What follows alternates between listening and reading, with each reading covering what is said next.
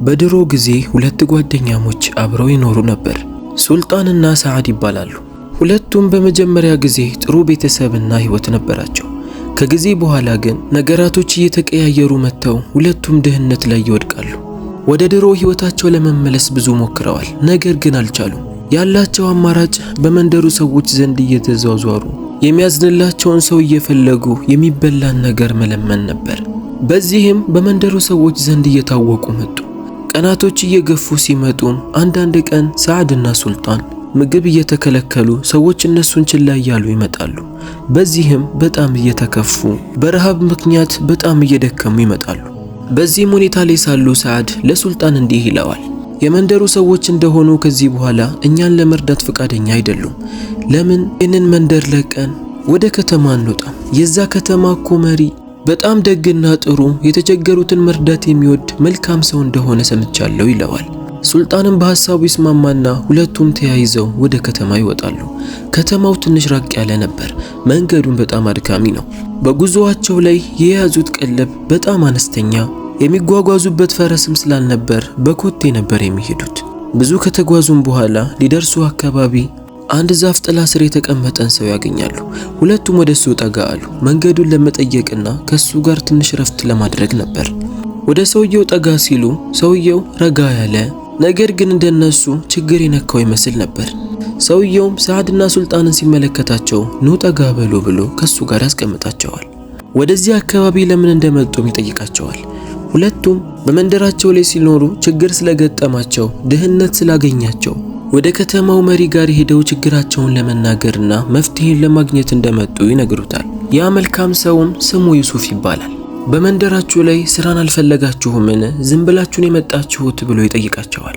ሰዓድም ስራን ለማግኘት ብዙ እንደሞከሩ ነገር ግን ጊዜን ከማባከን ውጪ ሌላ ምንም እንዳላተረፉ ስለ ከተማው መሪ ማህሙድ በሰሙ ጊዜ ግን እሱ የተቸገሩትን እንደሚረዳ እሱ ጋር የተቸገረ ሰው ቀርቦ ባዶ እጁን እንደማይመለስ ስለሰሙ ምናልባት መፍትሄን ካገኙ ወደዛ ለመሄድ እንደወሰኑ ይነግረዋል።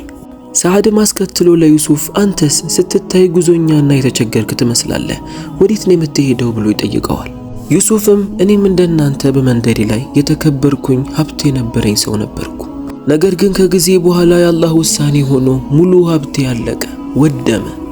እኔም እነዛን ውብ የሆኑ ቀናቶችን ፈልጌ ነው ጉዞ የወጣሁት። ነገር ግን ተስፋዬ እንደናንተ ማህሙድ አይደለም። ከማህሙድ በላይ እጁ ሰፊ በሩ መቼም የማይዘጋውን ጌታዬን አላህን የከጀልኩት ይላቸዋል። ሶስቱም ተቀማምጠው የልባቸውን ማውራት ጀመሩ። በደንብ ረፍት ካደረጉ በኋላም ሶስቱም ተያይዘው ወደ ከተማው መውጣት ይጀምራሉ። አሁንም ቢሆን መንገዱ ትንሽ ራቅ ይል ነበር። ወደ ከተማው ሲደርሱ መሽቶ ስለነበር ቀጥታ መሪው ማህሙድ ጋር አልገቡም ነበር። በዛው መንደር ላይ የተተወ አንድ ቤት ነበር። ወደዛም ጠጋ ብለው እሳት አቀጣጥለው ቁጭ አሉ። ሶስቱም ቁጭ ብለው ንግግርን እየተቀባበሉ ሳለ የከተማው መሪ ማህሙድ በማታ መንደሩን እያሰሰ ነበር።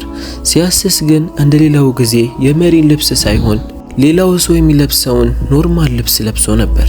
ሶስቱ በተቀመጡበት ቤትም እያለፈ ሳለ የሰዎችን ድምጽ ይሰማል። ድምጹንም ወደ ሰማበት ቦታ ሲገባ ሶስቱንም ይመለከታቸዋል። ሶስቱም መሪው እንደሆነ አላወቁም። እሱም ቢሆን መሪ እንደሆነ አልነገራቸውም። ወደ እነሱ ጋር ጠጋ አለና እዚህ ምን ትሰራላችሁ? ለምንድነው ወደዚህ የመጣችሁት ብሎ ይጠይቃቸዋል። ሱልጣንም በጣም ተቸግረው ከመንደራቸው እንደወጡ የከተማውን መሪ ማህሙድን ፈልገው እንደመጡ ይነግረዋል። ማህሙድም እሱ መሪ እንደሆነ እንዳላወቁ ስለገባው እስቲ ምኞታችሁን ንገሩኝ ብሎ ይጠይቃቸዋል። ሰዓድና ሱልጣንም ማህሙድን ሲመለከቱት አለባበሱ ምንም ያለው ስለማይመስል መናገራቸው ከንቱ ልፋት ሆኖ ነበር የታያቸው። ምኞታችንን መናገር ልፋት እንጂ ምንም ጥቅም የለውም ይሉታል። ማህሙድም እንደዛ እንኳን ማለት የለባችሁ፣ የሰው ልጅ እኮ መድኃኒቱ ሰው ነው። ምናልባት የእናንተን ችግር እኔ ልረዳችሁ እችላለሁ፣ የኔን ችግር ደግሞ እናንተ። ስለዚህ ከፊላችን ለከፊላችን ስለምናስፈልግ ንገሩኝ ይላቸዋል። ሰዓድም ቀጥሎ እንዲህ አለ፣ እኔ በመንደሬ ላይ ትንሽዬ ሱቅ ነበረችኝ። ከጊዜ በኋላ በጣም ትርፋማ እየሆንኩኝ ብዙ ንብረትን እያገኘው መጣው። በእኔ ስርም የሚሰሩ ብዙ ሰራተኞች ነበሩ። በጣም ትርፋማ እየሆንኩኝ ሲመጡ እኔ ጋር የማሰራቸው ሰራተኞች እኔ ላይ እያሴሩ መጡ። ከዛም አንድ ቀን ሙሉ ለሙሉ ንብረቴን ከዘረፉኝ በኋላ ሱቄን አቃጥለው ጠፉ። እኔም በዚህ በጣም ኪሳራ ውስጥ ገባሁ። የተወሰነ ንብረት ነበረኝ፣ እሱንም እዳ ስለነበረብኝ እዳ ከፈልኩ። አሁን 10,000 ወርቆችን ባገኝ ያንን ንግዴን መመለስ እችላለሁ፣ እንደ ድሮ ደስተኛ ሆኜ መኖር እችላለሁ ይላል። መሕሙድም ወደ ሱልጣን ዞሮ አንተስ ብሎ ይጠይቀዋል። ሱልጣንም እኔ እንደሌላው ሰው መካከለኛ ኑሮ ልኖር ነበር። ለማግባትም በከጀልኩኝ ጊዜ ቤተሰቦቼ ከአንድ ቆንጂዬ ሴት ጋር ዳሩኝ። እሷን ካገባው በኋላ ንግዴ ላይ በረካ ሰፈረ። ንግዴ እየተስፋፋ ትልቅ ባለ ሀብት ብዙ ንብረቶችን ማከማቸት ቻልኩኝ። ከጊዜ በኋላ ግን ሚስቴ እየታመመች መጣች። እሷን ለማሳከም ብዙ ንብረትን ፈጀው፣ ነገር ግን አልተሳካም፣ ሞተችብኝ። ከዛ በኋላ ግን ስራዬን በአግባቡ መስራት አልቻልኩም። እዳዎች እየተደራረቡብኝ ሲመጡ ለዚህ ደረጃ በቃው። መሕሙድ ጋር ሄጄ የተወሰነ ንብረትንና የድሮ ሚስቴን የምታስታውሰኝን ቆንጂዬ ልጅን ቢሰጠኝ በጣም ደስ ይለኛል አለው። መሕሙድም የሰዓድና የሱልጣንን በሚገባ ከሰማ በኋላ ወደ ዩሱፍ ይዞራል። አንተስ ምኞትህ ምንድነው ብሎ ይጠይቀዋል። ዩሱፍም አስከትሎ እንዲህ አለ። ምናልባት እኔም እንደ ሁለት ወንድሞቼ ከዚህ በፊት የነበረኝና ባለሀብት ነበርኩ። ነገር ግን አሁን የአላህ ፍላጎት ሆኖ ሁሉም ነገር ተቀይሯል። እኔ ምኞትና ተስፋዬን የምነግረውና የምጠይቀው መቼም በሩ ክፍት የሆነውን ጌታዬን አላህን ብቻ ነው። በምድር ላይ ለንጉሶች የሻውን ያህል የሰጣቸውን አላህን ከፈለገ አላህ ራሱ ወርቅና ብርን ሚስትንም ጨምሮ ይሰጠኛል። እኔ ተስፋዬ በአላህ ብቻ ነው ይለዋል። መሕሙድም የዩሱፍን ንግግር ሲሰማ በጣም ተገረመ።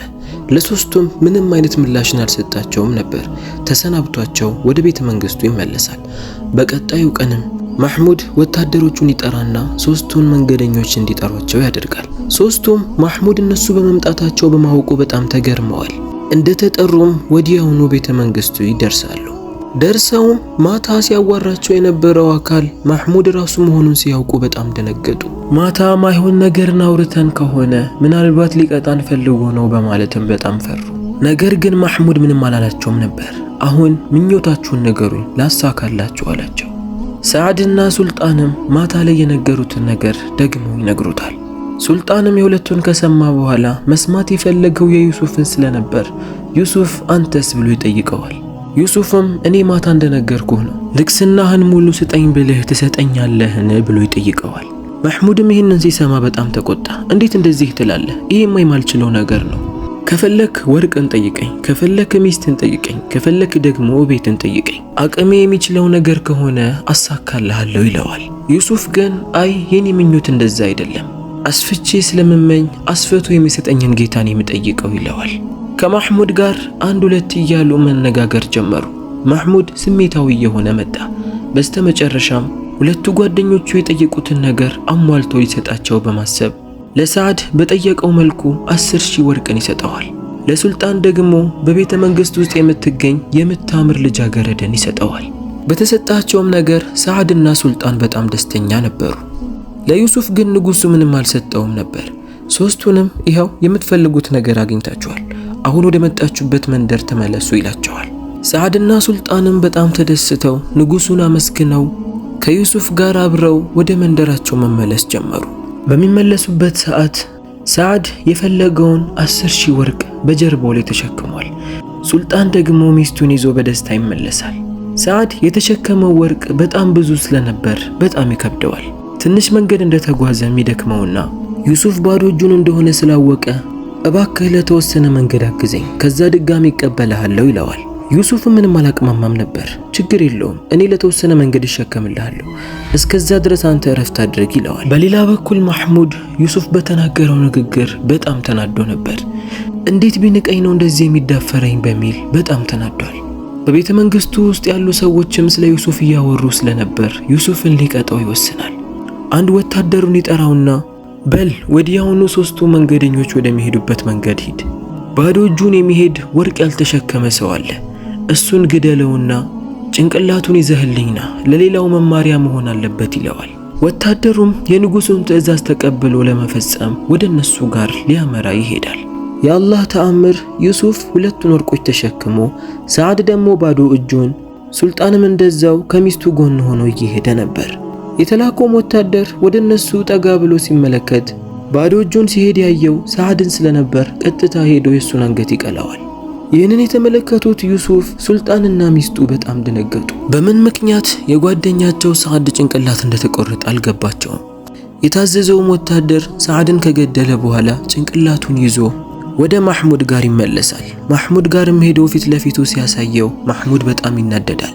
አንተ ምን አይነት የማትረባ ሰው ነህ? ይዘህልኝ የመጣኸው እኮ ምንም ያላጠፋን ሰው ጭንቅላት ነው። አሁን ከፊቴ ዞር በልልኝ ሳልገድልህ ይለዋል። ወታደሩም ደንግጦ ከዛ ቦታ ይሄዳል። ማህሙድም ሰዓድ ለምን እንደተገደለ ገባው።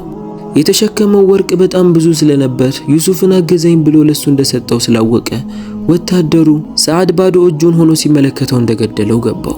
ሌላ ወታደርን ማህሙድ ያስጠራል።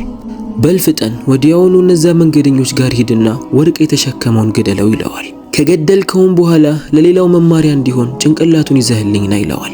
ወታደሩም ትዕዛዙን ተቀብሎ ወጣ። ሱብሃንአላህ! አሁንም የአላህ ነገር ሰዓድ ከሞተ በኋላ ሱልጣን ያ ሁሉ ንብረት እሱ መውረስ ፈለገና ወደ ዩሱፍ ዞሮ ከድሮ ጀምሮ የማውቀው ለኔ ቅርብ የሆነው ሰዓድ ካንተ በላይ ለኔ ነው፣ ስለዚህ በእጅ ላይ ያዝከው ወርቅ ለኔ ነው የሚገባው ስጠኝ ይለዋል። ዩሱፍ ምንም አላቅማማም፣ ችግር የለውም ይሄውን ካብሎ ሙሉ ወርቁን ይሰጠዋል። በዚህም ሱልጣን በጣም ደስተኛ ነበር። ከሚፈልገው በላይ አግኝቷል። ምታምር ቆንጂዬ ሚስትን አግኝቷል። ያ ሁሉ ንብረትንም አግኝቷል። አሁን ሶስቱም መንገዳቸውን ቀጠሉ። ወታደሩን በታዘዘው መሰረት ወደ ቦታው ላይ ሲቀርብ ወርቅ ተሸክሞ ያገኘው ሱልጣንን ነበር። ወዲያውኑ የሱን ጭንቅላት ይቆርጠዋል።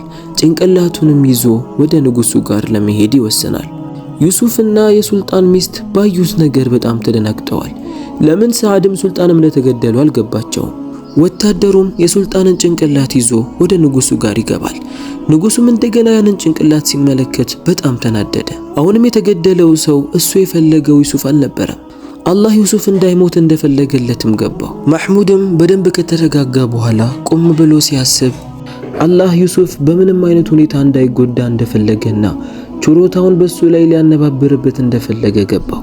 እንደገና አንድ ወታደሩን ይጠራና በመንገድ ላይ ሄደ የተቀረውን ሶስተኛውን ሰው ዩሱፍን ከዛች ቆንጂዬ ልጅ ጋርና ከንብረቱ ጋር በተከበረ መልኩ ይዛቸውና ይለዋል። ወታደሩን በታዘዘው መሰረት ዩሱፍን ማህሙድ ዘንድ ያቀርበዋል። ማህሙድም ዩሱፍን ሲመለከተው ከተቀመጠበት ተነስቶ አቀባበል አደረገለት። እነዛ ሁለት ጓደኞችህ ምን አጋጠማቸው ብሎ ጠየቀው። ዩሱፍም እንዲህ አለ፣ ብዙ ወርቅን ለፈለገው ወርቅን ሰጠኸው፣ የምታምር ሚስትን ለፈለገውም የምታምር ልጃገረድን ሰጠኸው፣ ለሰጣቸውም ነገር ህይወታቸውን ተቀበልካቸው ብሎ ለማህሙድ ይመልስለታል። ማህሙድም የዩሱፍ መልስ በጣም አስገረመው። ወደ ዩሱፍም ዞሮ አንተ ደግ ሰው፣ እኔ ከአላህ ቁጣ የሚያድነኝ ነገር ምንድነው? ትልቅ ወንጀልን የሰራሁት ይለዋል። ዩሱፍም መጀመሪያ አላህን ከልብህ ማህርታን ጠይቀው፣ እያለቀስክ አላህን ለምነው። ከዛም እነዛ ምንም ሳያጠፉ የገደልካቸውን ሁለት ሰዎች ቤተሰባቸው ጋር ሄደ ለገደልክባቸው ነገር ቂሳስን ይፈልጋሉ። ካሳን የሚፈልጉ ከሆነ አሟልተህና ጨምረህ ስጣቸው ይለዋል። ማህሙድም ዩሱፍ በነገረው መሰረት አላህን ማህርታን ጠየቀ። ደጋግሞ መለመንና ማልቀስ ጀመረ። ወደ ሰዓድና ሱልጣን ቤተሰቦች ጋርም ተመልሶ ምንን እንደሚፈልጉ ጠየቃቸው። እነሱም የተቸገሩ ስለነበር የእነሱን ደም ከመፈለግ ፋንታ የፈለጉትና የጠየቁት ካሳን ነበር። ካሳውንም አሟልቶ ሰጣቸው። ወደ ዩሱፍም ዞሮ እባክህ የምትፈልገው ነገር ካለ ጠይቀኝ፣ ውስጤ እንዲረጋጋ አለው። ዩሱፍም አሁን ማህሙድ በስትክክል እንደተመለሰ ስለገባው እኔ ከዚህ በፊት በንግዴ ላይ በደንብ ትርፋማ ነበርኩኝ፣ የንግድ ስራንም አውቃለሁ፣ ትንሽዬ ሱቅን ብትከፍትልኝ እንደገና ሳምሬ በደንብ መስራት እችላለሁ፣ ንብረቱን ደግሞ እንደምመልስልህም ቃል እገባልሃለሁ ይለዋል። ማህሙድም ይህንን ሲሰማ ወዲያውኑ ነበር ያለውን ነገር ሁሉ ያደረገለት። ወደ ዩሱፍም ዞሮ እኔም ካንተ 3 ነገርን እፈልጋለሁ ይለዋል። ዩሱፍም ምንድነው? ችግር የለውም አለው።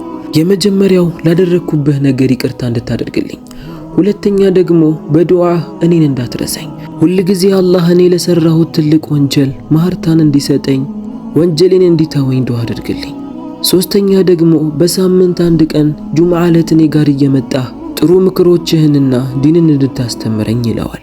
በዚህም ዩሱፍ ይስማማል። ባለውም መሰረት ትንሽዬ ሱቅ ይከፈትለትና በጥንካሬ መስራት ይጀምራል። የተበደረውን ገንዘብ ለመመለስ ጊዜ አልፈጀበትም ነበር። የሚገርመው ነገር ምስኪኖች ዘንድ እየሄደ ንብረቱን ያከፋፍላል። መተው ሳይጠይቁት ራሱ እየሄደ ይሰጣቸዋል። ንብረቱን በጣም እየጨመረና ትልቅ ነጋዴ እየሆነ ይመጣል። በመንደሩ ላይ ያሉ ደሃና ምስኪን ሰዎችን በጣም እየተደሰቱ መጡ። ማህሙድ ዩሱፍ በሚነግረው ነገር ብቻ ሳይሆን በተግባሩም ትልቅ ትምህርትን እየወሰደ ይመጣል። የተቸገረ ሰው ችግሩን ለመናገር ግዴታ ማህሙድ ጋር መምጣት አይጠበቅበትም። ማህሙድ ራሱ ሄዶ መስጠት እንዳለበትና ምናልባት ሰው ፊት መቆም የሚያፈር ችግረኛም እንዳለ ስለገባው ምስኪኖች እሱ ጋር ሳይመጡ እየሄደ መስጠትን ከዩሱፍ ተማረ። ዩሱፍም የማህሙድ ጥሩ አማካሪ፣ በመንደሩ ሰዎች ዘንድ የተወደደና መልካም ሰው ለመሆን በቃ። ከታሪኩ ትልቅ ትምህርትን እንደወሰዳችሁ ተስፋ አድርጋለሁ።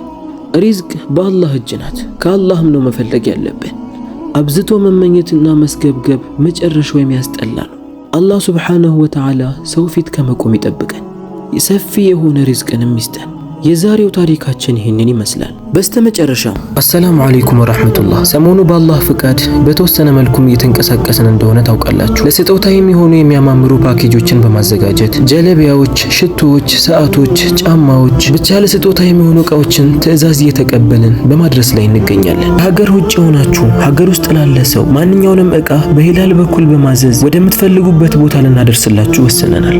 ስክሪኑ ላይ በምትመለከቱት ስልክ ቁጥር ቴሌግራም፣ ዋትስአፕ እንዲሁም ኢሞ ላይ ልታገኙ ትችላላችሁ። እኛን አምናችሁ እያዘዛችሁ የሰው መለወጥ የሚያስደስታችሁ ሁሉ አላህ ኸይር ጀዛችሁን ይክፈላችሁ።